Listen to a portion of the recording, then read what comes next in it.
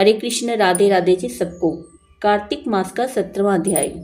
नारद जी कहते हैं कि जब नंदी और कार्तिकेय जी आदि वीरों ने दैत्य सेना को रोकना शुरू किया तो उन्हें देखकर दैत्य क्रोध से द्वंद्व युद्ध करने के लिए दौड़ पड़े। शीघ्र ही कवच धारण करके काल नेमी नंदी से, शुंभ गणेश जी से और निशुंभ स्वामी कार्तिकेय जी से युद्ध करने के लिए दौड़ चले। निशुंभ ने अपनी शक्ति से कार्तिकेय जी को गिरा दिया। नंदी जी ने काल नेमी को घायल कर दिया और 7 बाणों से घोड़ा, पताका और धनुष को काट दिया।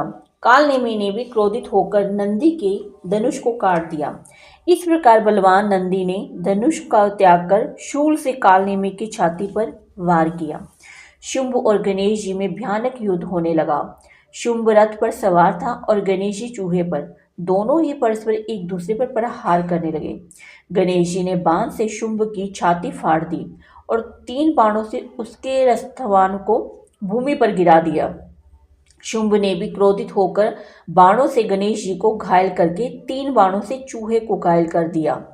तब काल नेमी और निशुंभ दोनों एक साथ गणेश जी पर बाणों से प्रहार करने लगे। गणेश जी की पीड़ित देखकर महाबली वीरभद्र करोड़ों भूतों के साथ दौड़ पड़े।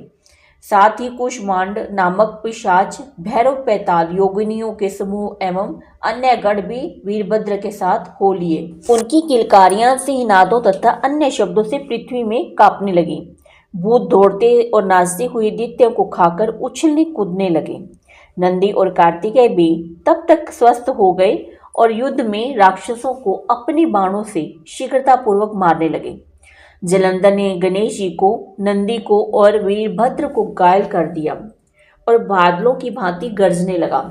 कार्तिकेय जी ने शीघ्रता से उस असुर पर अपनी शक्ति से प्रहार किया। शक्ति के प्रहार से व्याकुल होकर जलंधर घूमने लगा। फिर उसने बड़े क्रोध के साथ कार्तिकेय जी को गदा मारी और कार्तिकेय जी भूमि पर गिर पड़े। इसी प्रकार उसने नंदी को भी भूमि पर गिरा दिया। इस पर क्रोधित होकर गणेश जी ने उसकी गदा को फरसे से काट दिया। तब दैत्यराज जलंधर अत्यंत क्रुद्ध हो गया और भयंकर शक्ति को वार करके गणेश जी को गिरा दिया और दूसरे रथ पर चढ़ गया। इसके बाद क्रोध करके वह वीरभद्र पर झपटा और सूर्य के समान कांति वाले दोनों योद्धाओं में परस्पर युद्ध होने लगा। परी को उसने वीरभद्र के मस्तक पर दे मारा। वीरभद्र के मस्तक से रक्त बहने लगा और वह भूमि पर जा गिर पड़ा। इसी के साथ यह 17वां अध्याय समाप्त होता है। आगे की कथा हम 18वें अध्याय में श्रवण करेंगे। हरि बोल, हरि बोल, हरि बोल। राधे राधे जी सब भक्तों को।